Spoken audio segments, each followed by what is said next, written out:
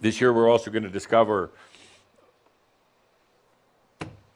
something that Tobias talked about many years ago, but actually never has really been experienced deeply, that there is no power. There is no power and no need for it. This world, and much of the other worlds, operates on the belief of power. People seek it. People try to acquire it. People try to steal it from others. Power is also, no power. Are powerless. There's no need for power. But you look at your news, watch other people. It is power games going on.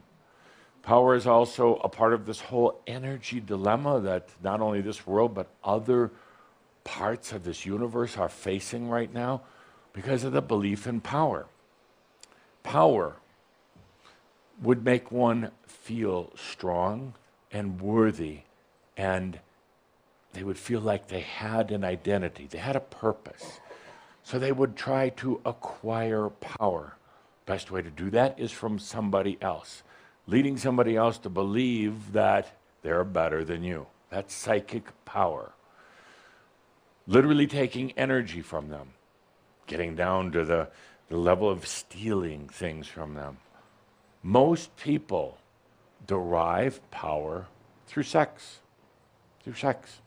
They think that it's pleasurable, but it's really a power game, really. That's why the whole experience with sex for most humans is not what it could be. That's why there's an incredible industry right now based on pills for making men with an erection that lasts 4 months or whatever that happens to be. 4 days, I don't know. I don't have that problem. I'm not in physical body. The humans and other beings, not just humans, there's a lot of aliens as well, that are in a constant power game, stealing it from others. You see it on Earth all the time. Politicians and business people and military. Every time you see a military flare-up, it's just somebody that needs a little power. That's very true. So there's this whole power game going on everywhere. The fact is, you don't need any. The fact is, actually, you really don't need any energy to exist. You're going to exist without energy. But the fact is that energy is there to serve you in great quantities. And power is a distortion or manipulation of energy. We're going to learn how to go powerless, how to literally not power into yourself, which so many of you are still doing, and not using power or getting into power with other people. Yes, it is part of the sexual energy school, an extension of that. So this year, no power, and no need for it. No need for it. Could you imagine having no need for any kind of power? Financial power, not having a need for it, or of financial lack, of health power, of biological power, of any kind of power over other people. So many of you in past experiences, past lives, got into playing with psychic energies with others, witches and all the rest of that. You learned how to use your energies, your talents, your psychic abilities with others.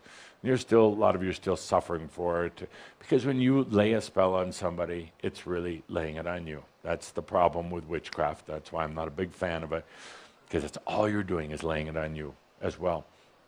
You got into this whole power thing, initially to protect yourself or defend your families or whatever, but you got into it, and it's a cycle that's hard to break out of. Power cycle is very hard to break out of. This year we're going to discover how to do it easily. Overload the circuits. Dear Shambhara, this is why you're here. You chose to be here in this lifetime as embodied consciousness. Embodied consciousness, that's it. Embodied awareness after many, many, many, many, many lifetimes of being in the mind, many lifetimes of being in power. You chose to be here as embodied consciousness. You don't need power anymore. It'll be all around you. You'll feel it at times, and a part of you will still try at times to be in power once again, but you don't need it ever again. You'll find that there's something far grander than the mind or intelligence. It's called knowingness. It's always been there, but it's been covered up. This is where we're going. The mind will still function. The mind will still work up to a point, but we're going into knowingness. It's far more efficient and far more joyful than the mind. That's where we're going, my dear friends. Have you noticed in the past few weeks the interesting effects? You'll be talking to somebody. You'll be in, I would say, the older energy, having a discussion or an argument, and in the past few weeks you just forget everything. You're just standing there, your mind totally gives out. You forget your name, you forget why you're talking to them, and suddenly nothing matters. Having one of those moments. Absolutely. That is, I have to test this out. That is, that's stuff that Calder drinks.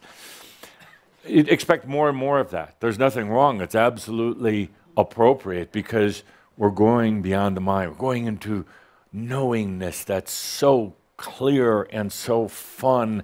You'll look back on the mental days as being belabored, as being tedious, as being slow, and this whole game of intelligence, trying to know everything, to learn. You're done learning the facts and figures of life, because first of all, you can never learn everything, and secondly, you'll find where we're going, they don't apply. Logic does not work. Now, because you know about logic and how to use logic, you'll still be able to apply it to a degree, to the proper degree in working with others. But there's going to be no more of these head games. You know how some of you get into negotiations with others. You think that you have to do some sort of manipulation or working the program. Those days are done. Done. It's all mental. And you're just putting mental against mental. You don't have to negotiate anymore. All you have to do is take a deep breath and be in the knowingness that it's already worked out. No matter what the other person or peoples do in a negotiation, you're negotiating for a home or a car or a job or anything like that. You thought, I have to be clever here because they're going to be coming at me from their secret angle and I have to come at them.